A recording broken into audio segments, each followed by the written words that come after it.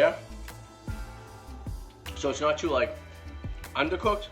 In fact, it's not overcooked at all. And I'm telling you, we're gonna be seeing some place.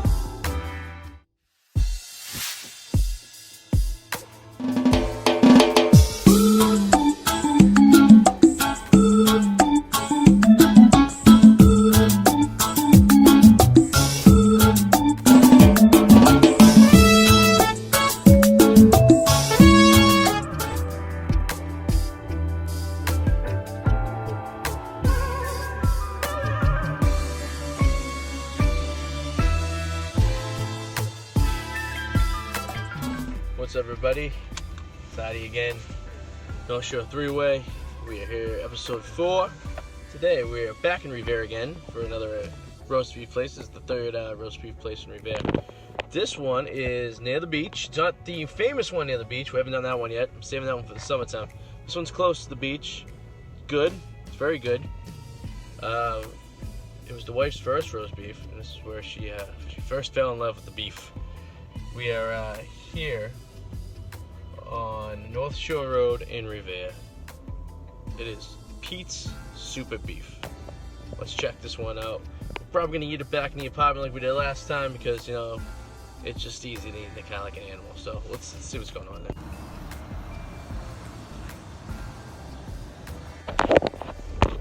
Alright, so we got the sub. We got in there, no problem at all. One thing to keep in mind though is that it is cash only, which I didn't know.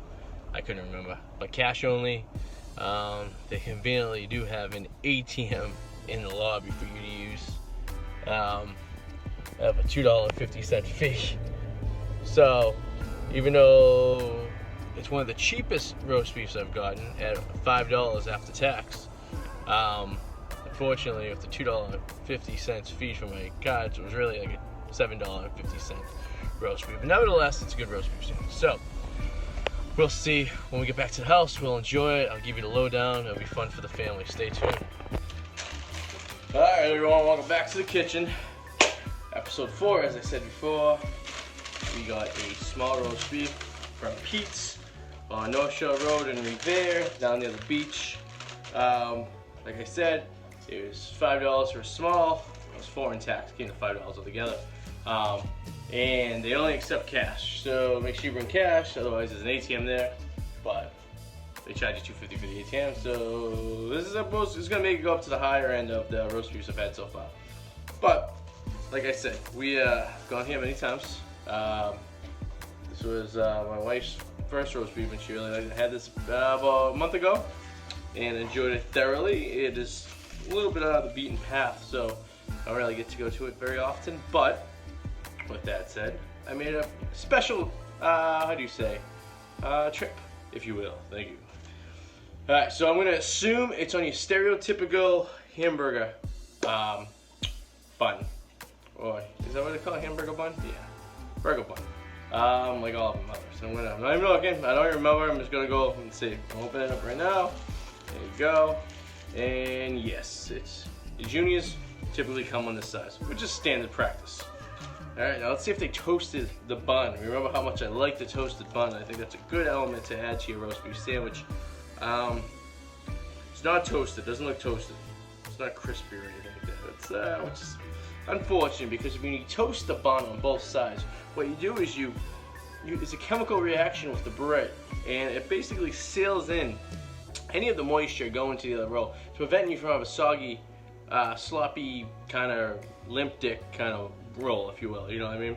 For the most part, it seals it like if you have a peanut butter and jelly sandwich. I know I explained it. If you put peanut butter on both sides of the bread, it keeps everything very juicy in the middle.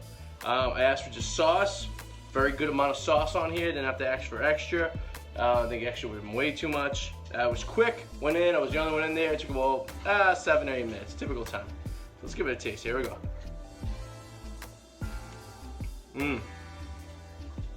That's good roast beef. Barbecue sauce has a nice tang to it.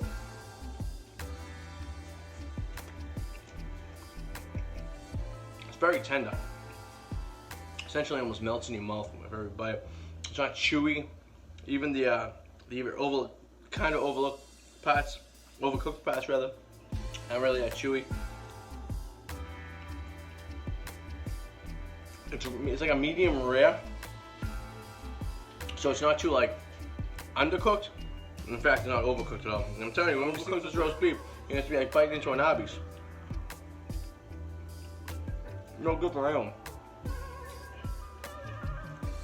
Oh, it's a plethora of flavor. Now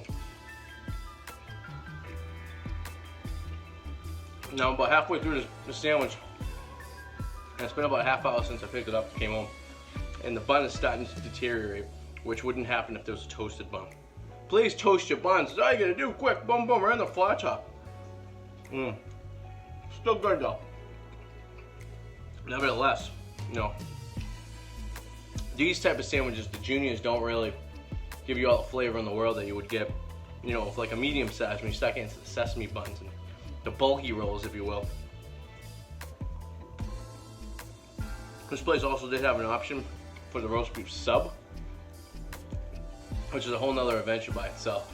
Maybe when we exhaust the roast beef sandwich segments of this show, maybe I'll do a sub one with all the sub shops around the area, and test out their subs. That's a whole nother animal, but you can really fuck up a sub. But it's absolutely delicious, and it's almost gone. This place, if I remember, has odd hours. You have to look it up online. They're not open late during the week. The weekends they are, but not during the weekend, I don't believe. I could be wrong. I feel like I tried to stop by at like 10 o'clock on a Tuesday once and it wasn't open, but I could be wrong. But there it is, gone. Just like that. Wash my hands from the whatnot. Well, I hope you guys enjoyed this segment. If you enjoy all the adventures of my roast beef extravaganzas, please subscribe. There's still a little subscribe button somewhere in this area. There's a little subscribe button. Hit that.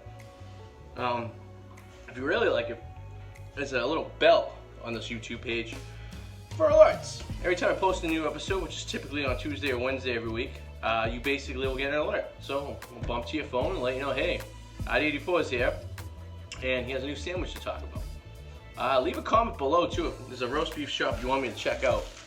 More than welcome to go explore new areas. Eventually I'm going to run out of areas to explore once I get out of this Boston area and start venturing more north.